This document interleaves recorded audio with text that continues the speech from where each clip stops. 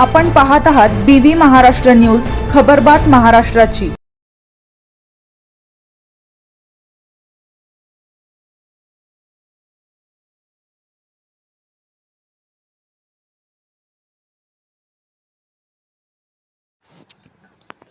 देवळा तालुक्यात सख्ख्या शालकाकडून मेवण्याचा खून, देवळा पोलिसात गुन्हा दाखल।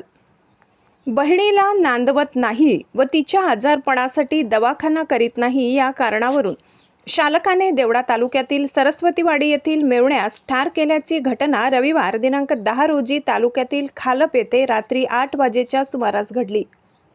या घटनेमुळे तालुक्यात खळबळ उडाली आहे। देवळा पोलिसात संशयित आरोपी विरोधात खुनाचा गुन्हा दाखल करण्यात आला आहे।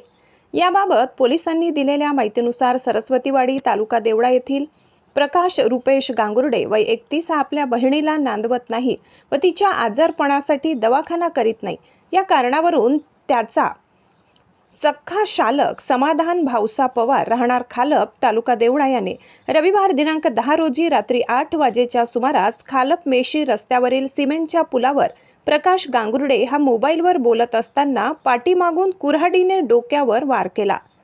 वर्मी घाव बसल्याने प्रकाश गांगुर्डे यांचे जागेवर निधन झाले। यातील संशयित आरोपी समाधान पवार हा गुन्हा घडल्यापासून फरार असून त्याच्या तपासासाठी देवळा पोलीस व स्थानिक गुन्हे शाखेचे पथक रवाना झाले आहेत। सदर गुन्ह्याचा पुढील तपास पोलीस निरीक्षक सार्थक नेहते यांच्या मार्गदर्शनाखाली सहाय्यक पोलीस निरीक्षक नंदा पाटील, पोलीस उपनिरीक्षक विनय देवरे करीत आहेत।